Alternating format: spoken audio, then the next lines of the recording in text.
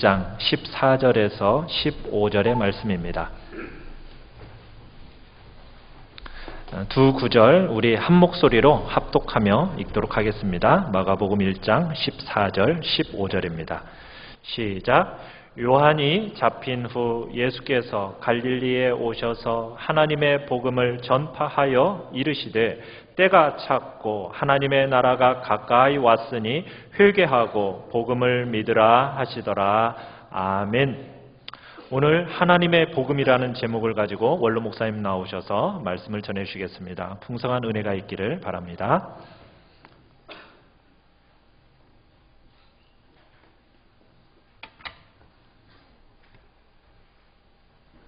목사님보다 키가 많이 큰 것 같습니다. 이게 마이크가 한참 별 차이가 안 날 것 같은데도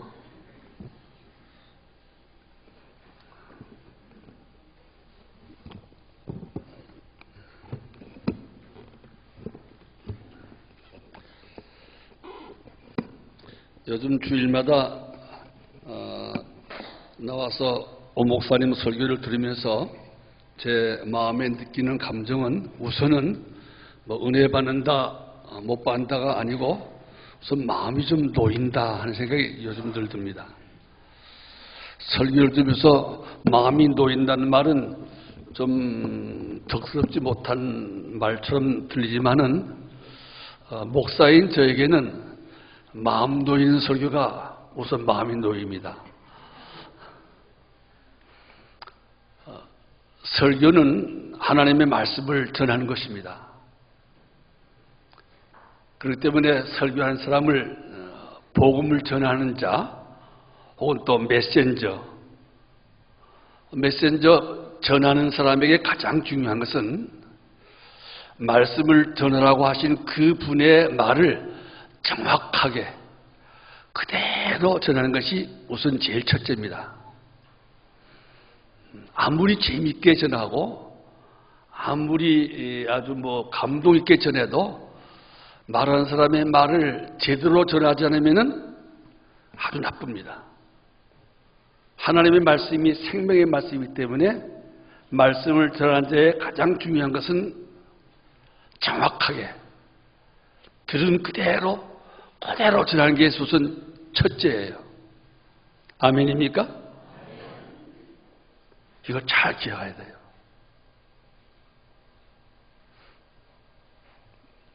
그대로 전하지 않는데 전하라고 하는 말씀을 전하지 않고 자기가 하고 싶은 말을 전하면서 아주 감동 있게 눈물을 흘리면서 혹은 또 여러분들 배꼽을 잡고 웃게 재미있게 전해도 하나님이 전하라는 말을 그대로 전하지 않고 지 말을 하면은 아주 나쁜 설교자입니다. 그 설교 들은 사람들의 수준이 높아져야 돼요. 수준 높은 교인들은 누군가 말씀을 전할 때 목사님을 쳐다보지 말고 성경도 들여다봤다가 들었다가 하면서 성경 말씀을 그대로 잘 전하는가, 그리고 그 말씀을 잘 이해시켜 주는가, 거기에서 중점을 둬야 돼요. 근데 우리 한민족은 정이 많은 민족이고 또 한이 많은 민족이 돼서 그런지 몰라도 사실 여부보다도 내 마음에 감동을 주느냐 안 주느냐, 감동에다가 중점을 둬요. 좀 그런 경향이 있죠? 누구 말을, 하나님 말을 하든지 지 말을 하든지 내 마음에 감동을 주고 용기를 주면은 아멘 그래요. 그래서 가만 성경 말씀을 읽어주면 은혜가 된다고 그래요. 말은 똑바로 했는데 은혜가 안 된다 한 것과 말은 똑바로 안 했는데 은혜가 된다, 엄청난 차이가 있거든요. 요즘 오 목사님 말씀 설교를 들으면 우선 마음이 안심이 돼요.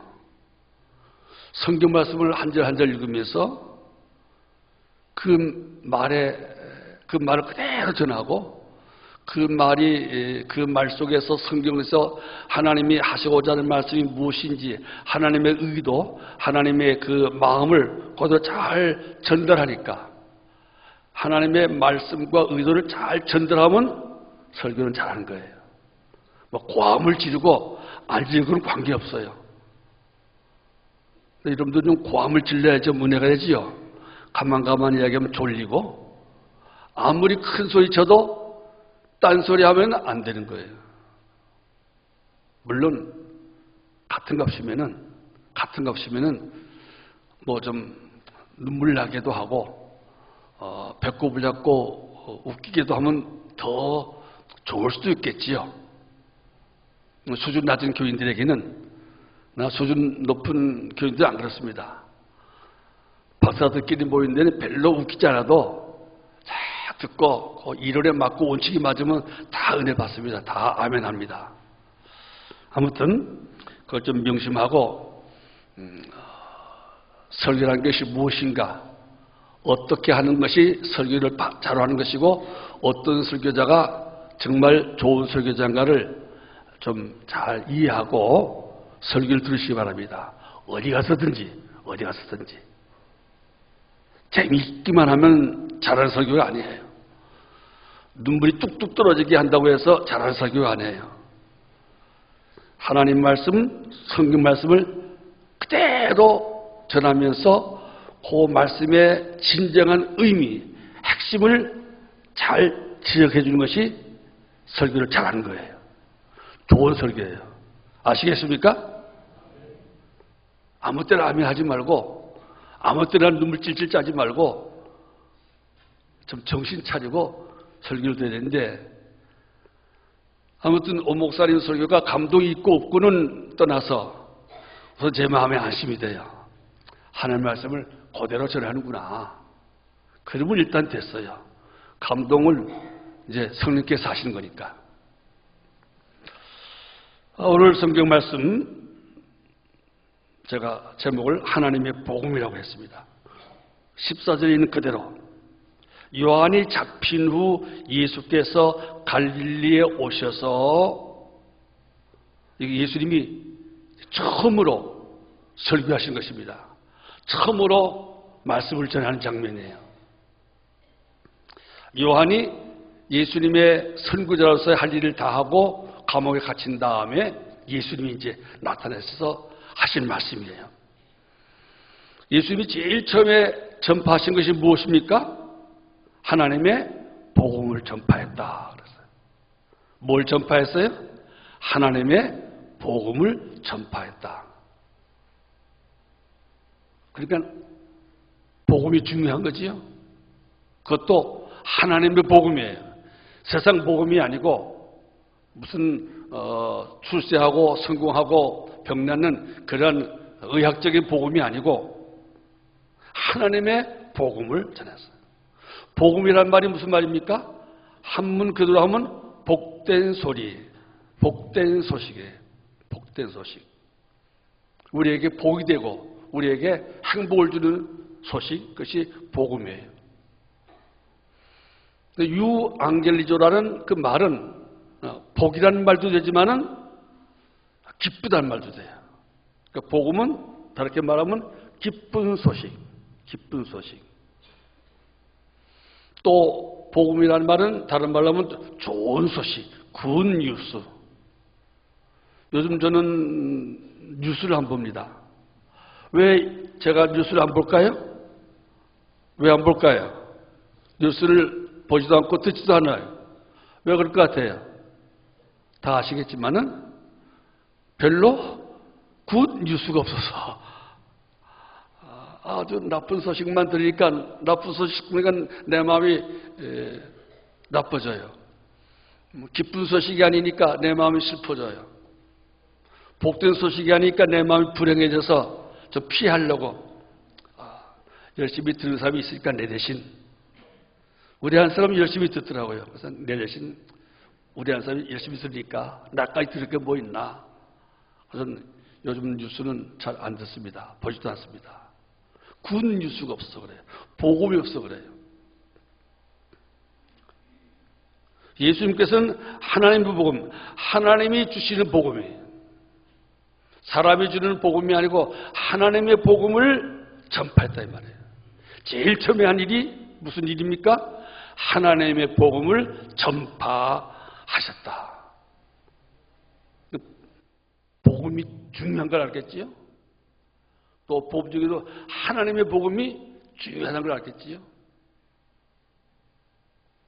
그런데 그 복음을 전하시면서 15절 보면 이렇게 말씀드렸습니다. 이르시되 때가 찼고 하나님의 구원 역사를 이루실 때가 됐다 이 말입니다. 하나님의 때가 되었단 말입니다. 그리고 또 하나님의 때가 찼다는 말은 다른 말로 하면 하나님의 나라가 가까이 왔다 이 말이에요. 하나님의 나라 얘기합니다. 세상 나라 얘기하지 않습니다. 하나님의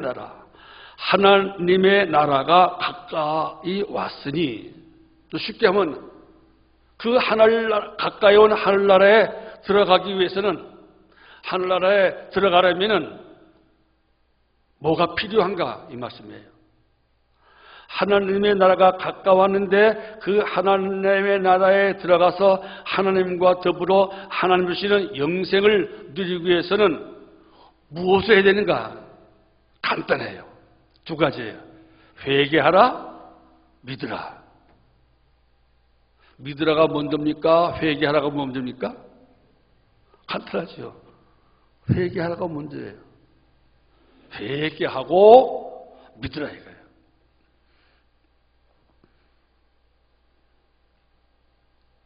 복음의 가장 중요한 요소는 회개입니다. 회개예요. 요 근래는 우리 너무나 교회에서 믿음만 강조하고 회개를 강조하지 않는 경향이 있습니다. 우리 어릴 때, 우리 젊을 때는 회개가 더 강했습니다. 목사님들이 올라서기만 그냥 회개라는 말을 많이 하셨습니다. 요즘은 믿으라는 말만 많이 해요. 그것도 예수님 믿으라는 말 많이 하면 좋겠는데, 이렇게 하면 잘 될 줄로 믿으라. 믿습니까? 출세할 줄 믿습니까? 병날 줄 믿습니까? 잘 될 줄 믿습니까? 대학에 들어갈 줄 믿습니까?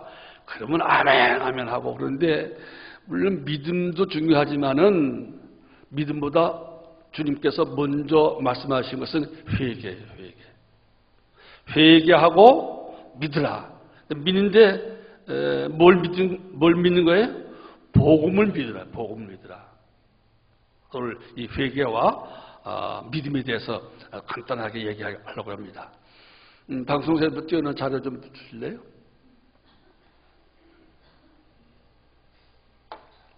제가 늘 이야기하던 겁니다만, 여러분들 좀 머리 좀 새겨두시면 좋을 것 같아서 같은 말을 착용합니다. 잘 보고 외워두세요. 자, 여기 하나님의 나라가 가까웠으니, 천국이 가까웠단 말이죠. 하나님 나라, 천국은 누가 계신 나라입니까? 하나님이 계신 나라입니다. 하나님은 무슨 하나님? 따라하세요. 무슨 하나님? 의의 하나님. 사랑의 하나님이지만은 동시에 의의 하나님이에요. 구원에 관해서는 의의 하나님이에요. 하나님의 나라는 의의 하나님이 다스리시고 의의 하나님이 왕으로 하신 거기 때문에, 하나님의 나라는 또 무슨 나라예요? 의의 나라예요. 의로운 나라. 그러니까 그 하나님의 나라는 누구만 들어갈 수 있을까요? 누구만 들어갈 수 있어요? 의인만 들어갈 수 있어요. 의로운 사람. 근데 그 의로운 사람도 어떤 나라에서 정한 법칙에 따라 의인이 된 것이 아니고, 인간적인 기준에서 의인이 된 것이 아니고, 하나님의 법과 하나님의 기준으로 봐서 하나님이 의롭다고 인정하는, 하나님으로부터 의롭다고 인정받은 사람만 들어갈 수 있다 이 말입니다. 하나님의 나라가 가까이 왔는데, 그 하나님의 나라는 무슨 나라예요? 의의 나라예요. 누구만 들어갈 수 있습니까? 의인만 들어갈 수 있어요. 여러분 같은 죄인들은 못 들어가요. 얼마나 못된 사람들입니까? 다 내가 볼 때 못된 사람만 모였습니다. 세상에서 추리고 못된 사람은 다 하나님이 모여놨어요. 여러분 덜 못된 것처럼 보이지요? 다 알잖아요. 지가 얼마나 못된지 알잖아요. 다 똑같은 감정이잖아요. 세상의 죄인 중에 내가 뭐라고요? 내가 세상의 죄인 중에 내가 두목이다. 괴수다. 그런 마음 다 있죠. 아니야, 나는 괴수야. 난 쫄병이야. 꼬붕이야. 뭐 그런 마음 드는 사람 있습니까? 저는 목사지만은 항상 세상의 죄인 중에 괴수는 나다. 그 말은 처음 한 사람이 사도 바울이에요. 내가 세상에 나는 죄인이요 죄인 중에 괴수로다 그랬는데 저는 유감이 많아요. 아이고 사도 바울이 괴수가 내가 괴수인데 왜 지가 괴수라고 하는가. 내가 더 괴수인데. 아마 그러면 오조 목사님 아이고 내가 괴수인데. 그래 오 목사도 죄인 중에 괴수예요. 좀 젊은 괴수고 난 늙은 괴수고 뭐 나이마다 하지 다 괴수예요. 난 전직 괴수고 여기는 현직 괴수고 다 죄인들이에요. 나는 덜 죄인이다. 너는 더 죄인이다. 그것은 하나님 앞에 통하잖아요. 다 죄인이에요. 다 죄인이고 다 죄인 중에 두목입니다. 죄인 중 두목이에요. 그러니까 의로운 하나님과는 관계가 없어요. 의로운 하나님과는 원수예요. 그 성경에 하나님과 원수 노릇을 했다. 하나님의 원수였다. 이렇게 성경 말하고 있어요. 그러니까 의의 나라, 하늘나라 들어갈 수 있습니까? 없습니까? 없어요. 택도 없어요. 택도 없다. 어림도 없다 이 말이에요. 다 지옥 갈 수밖에 없고 영원히 멸망할 수밖에 없고 영원한 고통을 당할 수밖에 없는 죄인이었다 말이에요. 자, 그 다음 넘겨주세요. 주세요.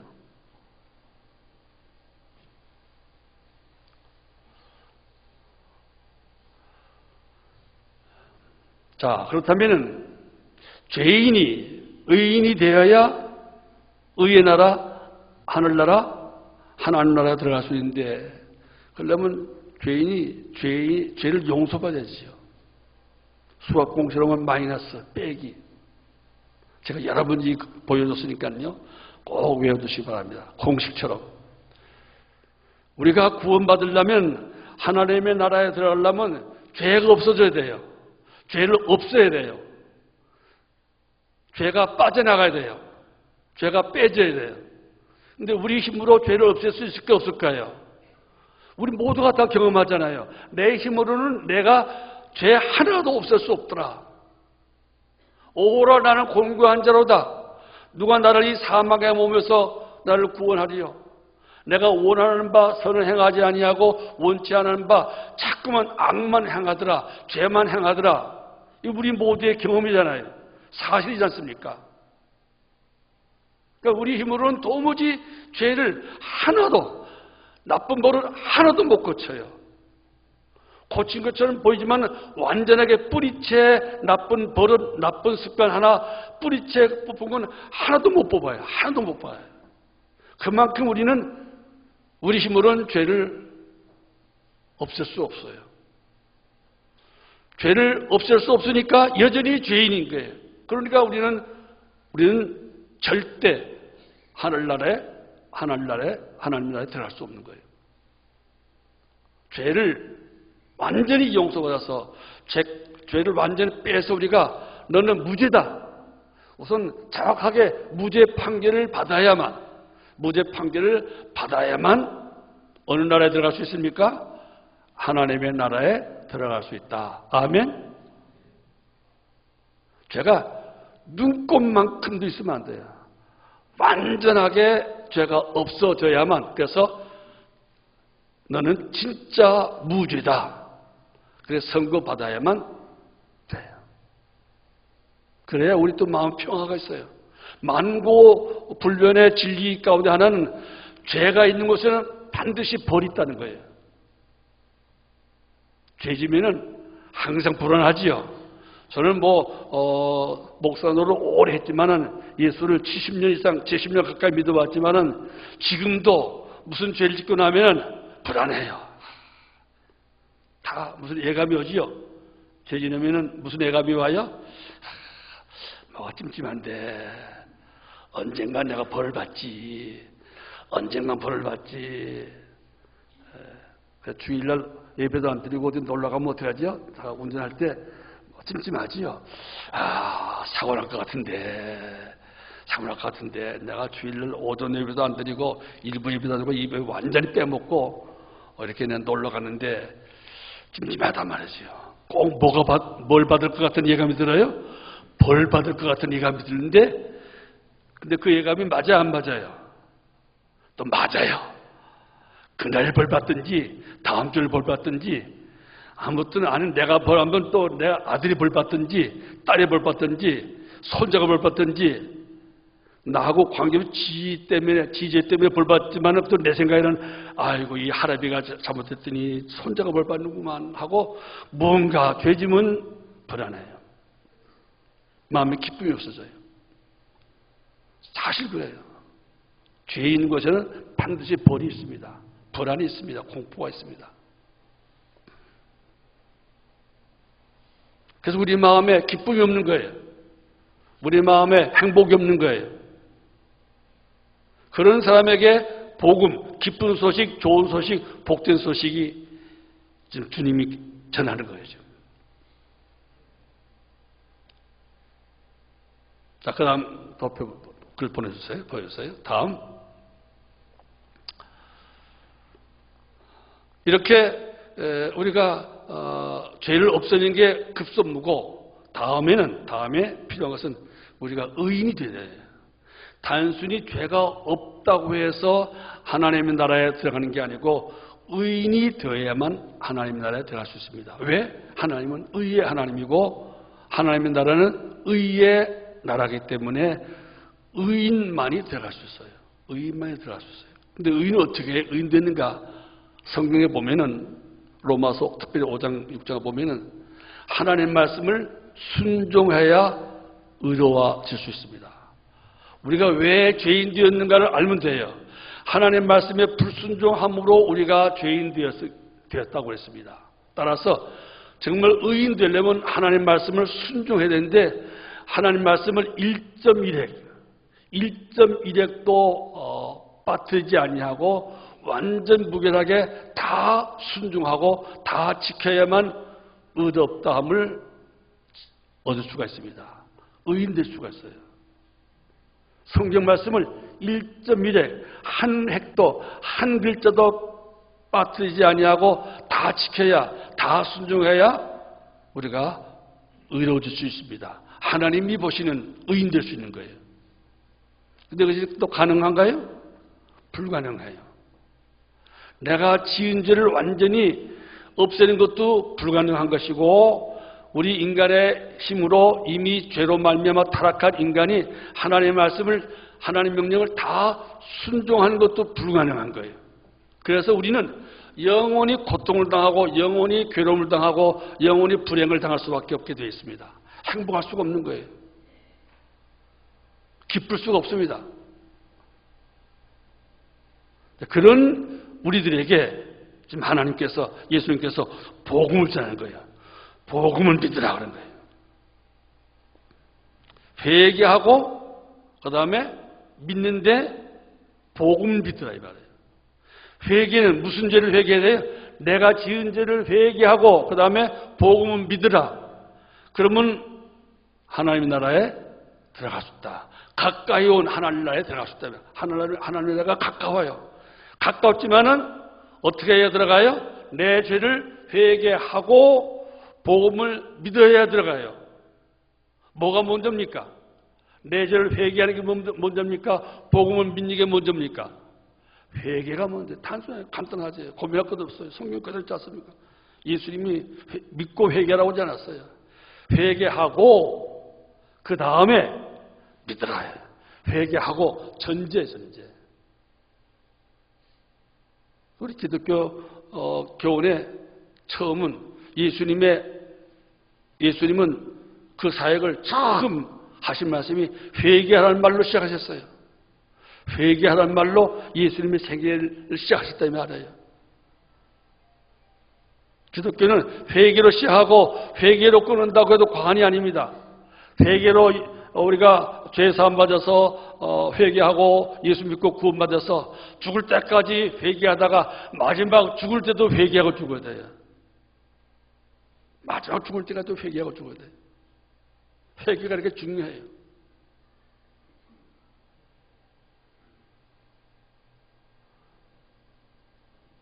회개에 힘쓰시기 바랍니다. 믿습니다. 믿습니다. 잘 될 줄 믿습니다. 성공할 줄 믿습니다. 붙을 줄 믿습니다. 나을 줄 믿습니다. 너무나 믿음만 많이 강조하는 것, 너무나 믿음만 많이 이야기하는 것, 그러니까 우리의 생활에 변화가 없어요. 인격이 없어요. 인격에 달라짐이 없어요. 회개하지 아니하고는, 회개 없이는 우리의 인격이 달라질 수 없습니다. 우리의 생활이 달라질 수 없습니다. 예수님을 닮아갈 수 없습니다.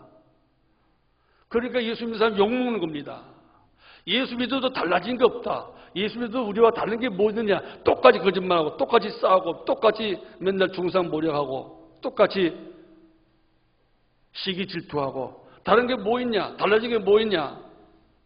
왜 요즘은 그런 말을 듣습니까? 옛날에 안 그랬습니다. 예수 믿는 사람은 뭐가 달라도 달라. 뭐가 달라도 달라 그랬습니다. 일단 예수 믿는 사람 그러면 일단 꼽아줬습니다. 그래도 달라. 요즘은 그런 말 안 합니다. 똑같아. 뭐 달라? 뭐가 달라? 왜 그런 말 듣습니까? 왜 그런 차이가 나왔습니까? 제가 알기로는, 제가 생각하기로는 회개가 약해졌어요. 없어졌다고는 말 못하겠지만은 회개가 약해졌어요. 회개의 힘을 안 써요. 강단에서도 믿습니까? 믿습니까만 강조하지, 그리고 아멘, 아멘만 하지, 회개하라는 말이 적어졌고, 기도도 회개한다는 기도가 적어졌어요. 회개 소리가 적어지고, 회개를 덜 하니까 삶이 달라지지 않는 거예요. 애습관, 애버릇, 애성품 그대로 남아서 그대로 나타내니까 다른 것이 없다는 말을 듣는 거예요. 예수님이 제일 먼저 하신 말씀이 회개하라, 이 말씀인 것을 명심하시기 바랍니다. 물론 이 말씀은 하나님을 믿지 않던 죄를 회개하라는 뜻이지만, 그러나 그것만 포함되어 있지 않고 모든 삶에서 우리가 잘못된 것을 회개하는 것이 신앙생활의 출발점이라 이 말이에요. 세례받는 사람들도 이번에 세례받는 사람들에게 가장 중요하게 요구된 것이 무엇입니까? 회개했느냐가요. 회개했느냐, 믿느냐보다도 회개했습니까? 이게 먼저 요구되는 질문입니다. 하나님 믿지 않고 내 마음 내 뜻대로 살았던 것, 그걸 회개했느냐 이게. 여러분들 교회 와서 제일 먼저 할 일이 무엇입니까? 회개하는 겁니다. 저는 오자마자 제일 먼저 회개합니다. 내가 회개하지 아니하고는 내 예배가 하나님 앞에 받아들이지 않고 회개하지 않고 내가 예배도 내 마음에 아무 은혜도 없고 아무 복도 받을 수 없습니다. 회개, 좀 더 회개 좀 많이 합시다. 좀 더 회개 많이 합시다. 하루를 회개로 시작하고 회개로 마쳐야 된다 할 정도로 회개에 관심 가지시고 회개하십시오. 믿음이 약한 것을 너무나 한탄하지 마시고 내가 회개 없는 것을 한탄하고 회개하기로 결심하면 좋겠습니다. 아멘. 그래야 변합니다. 그래야 우리가 희망이 있습니다. 회개하고 하나님 사랑하지 못했던 거 회개하고 이웃을 사랑하지 못했던 것을 정말 회개하고 그러다 보면 하나님을 좀 더 사랑하게 되고 이웃도 사랑하게 되고 그런 마음에 기쁨과 행복이 자꾸만 커지고 자라나게 되는 것입니다. 회개하라. 그 다음에 복음을 믿으라 이 말이에요. 복음을 믿으라. 그럼 복음이란 게 뭔가? 복음이란 게 뭔가? 그 다음 보여주실래요? 자, 복음은 아까 얘기했죠. 문자적으로는 복된 소리, 기쁜 소식, 좋은 소식. 크게 세 가지로 번역할 수 있어요. 무슨 소리? 복음은 뭐라고 번역할 수 있다고요? 복된 소식, 기쁜 소식, 좋은 소식. 좋은 소식.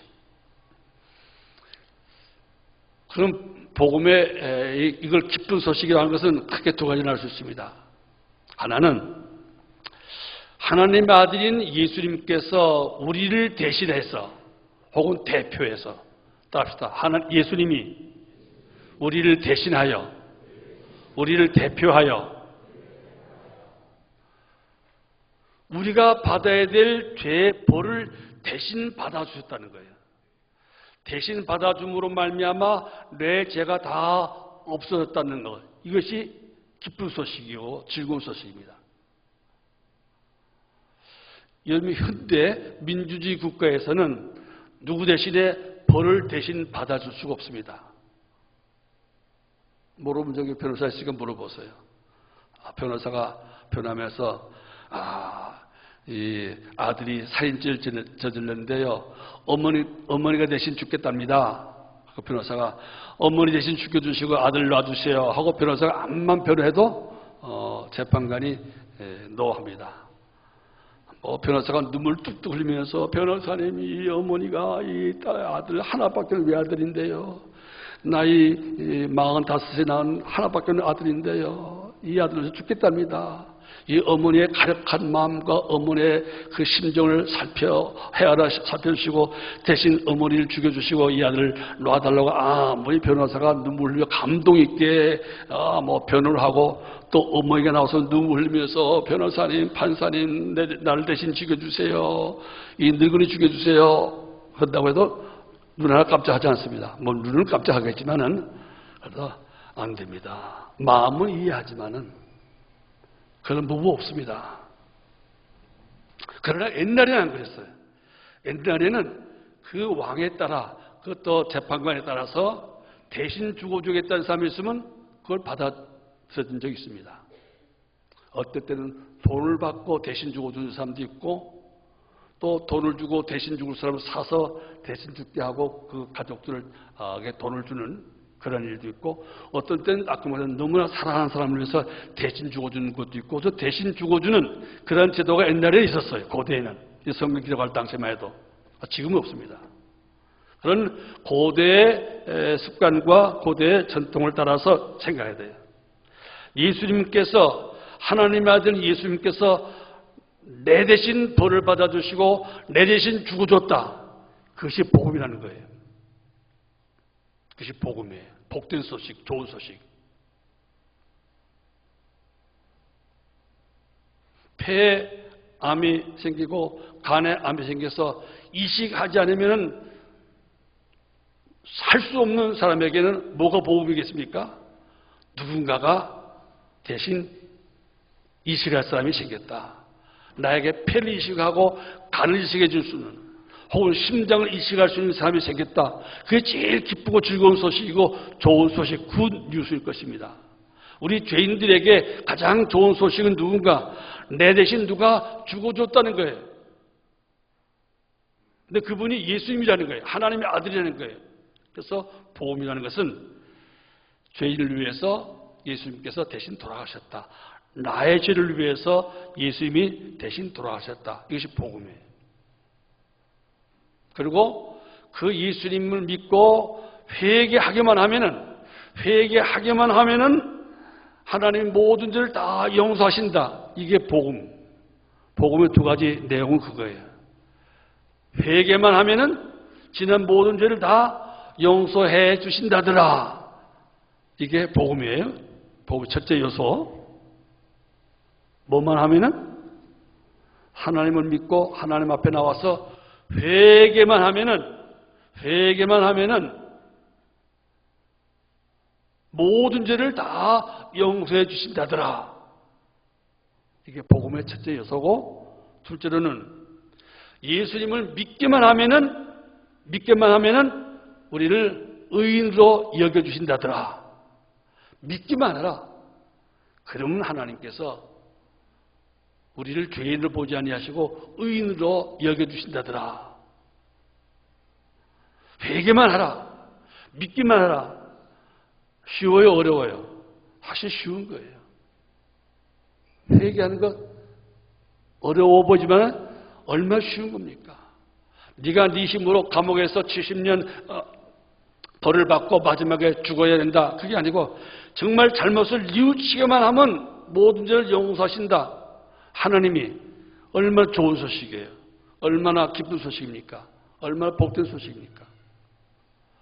예수님을 믿기만 하면은 너를 하나님께서 의롭다고 해주실 것이다. 얼마나 좋은 소식입니까? 얼마나 기쁜 소식입니까? 예수님께서 너를 위해서 모든 율법을 대신 다 지켜줬다. 예수님께서 너를 위해서 죄값을 다 갚아주실 뿐만 아니라 내가 지켜야 될 하나님의 말씀을 대신 다 지켜주었다. 그게 기쁜 소식이에요. 다시 예수님께서 내 죄 때문에 대신 벌을 받아주셨다는 것. 예수님께서 내가 지켜야 될 하나님의 말씀을, 하나님의 법을 1.1획도 남기지 않고 대신 다 지켜줬다는 것이 복된 소식이에요. 그리고 또 복된 소식은 그것을 믿고 회개하기만 하면 죄 용서 받는다더라.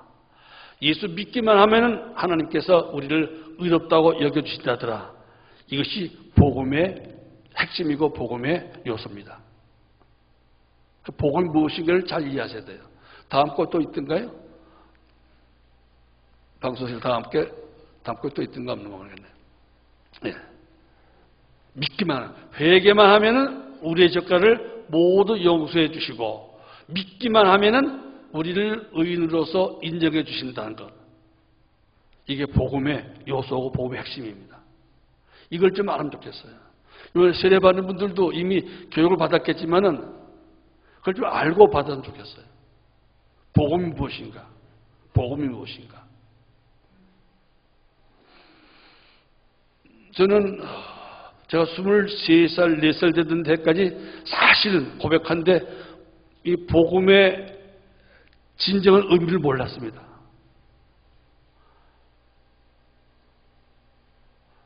교회는 참 오래 다녔고, 물론 다니다가 그만뒀지만 신학교도 다녔던 사람인데, 그때까지만 해도 복음이 무엇인지를 몰랐습니다. 이해 못했어요. 그러다가 제가 23살 때인가 어느 날 이걸 깨달았습니다. 나는 죄인인데 죄인은 반드시 벌을 받게 됐다는 건 너무나 다 아는 사실인데 그렇게 내가 교회에 나오면서도 복음 이런 걸 몰랐습니다. 이걸 깨닫고 난 다음에 정말 그대로 기뻤습니다. 정말 예수님께서 내 죄를 다 짊어지시고 돌아가셨구나. 그 예수님 생각하고 내가 회개만 하면은 내 죄가 다 용서받는구나.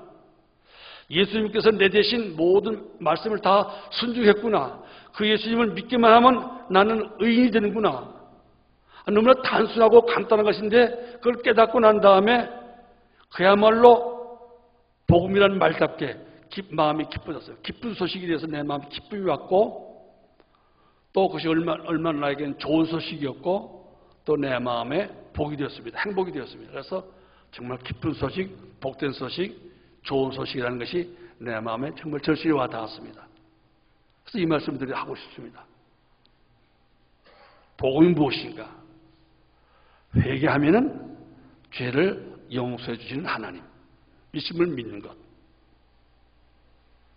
예수님이 나를 위해서 돌아가심을 믿기만 하면은 하나님이 의롭다고 여겨주셔서 우리가 의인 되어서 하나님의 나라에 들어갈 수 있는 것.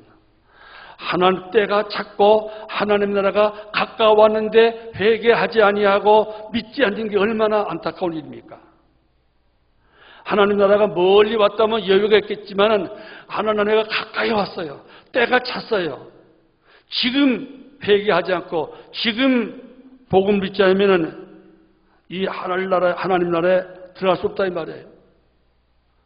때가 찬 이때에 하나님 나라가 가까운 이때 우리가 힘쓸 일은 회개하는 일이고 믿는 일입니다.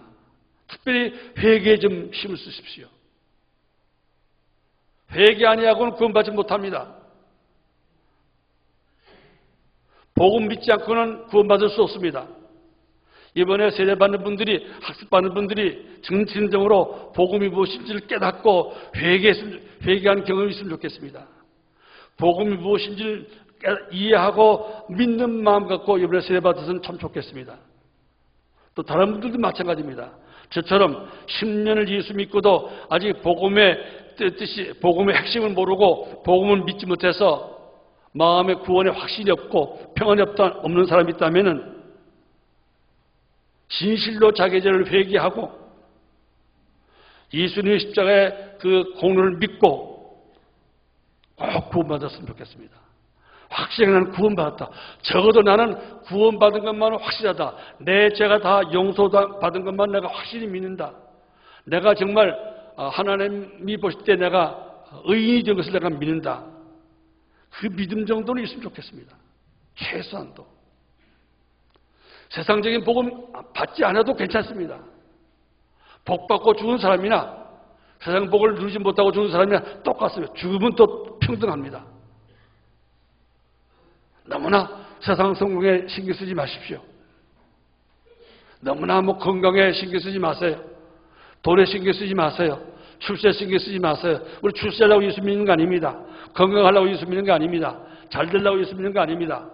아이들 인류대학교 들어가려고 기도한 게 아닙니다. 그거 다 지나간 부지런한 것들입니다. 그거 몇 달 동안 좋았지 그거 아무것도 아닙니다. 좋은 남자 만나서 결혼했다고 그때는 좋아 보여도 1년도 안 가서 그게 그겁니다. 그 남자, 그 여자고 다 그렇습니다. 진짜 복은 회개하는 자에게, 진짜 복은 예수님 믿는 자에게만 주어져 있습니다. 하나님의 나라가 가까웠습니다. 회개하고 복음을 믿으시고 하나님의 나라에 들어가시는 여러분 되시기 바라고, 이 복음을 만국에 가서 만민에게 전하는 여러분 되시기를 주의 이름으로 축원합니다. 기도하겠습니다.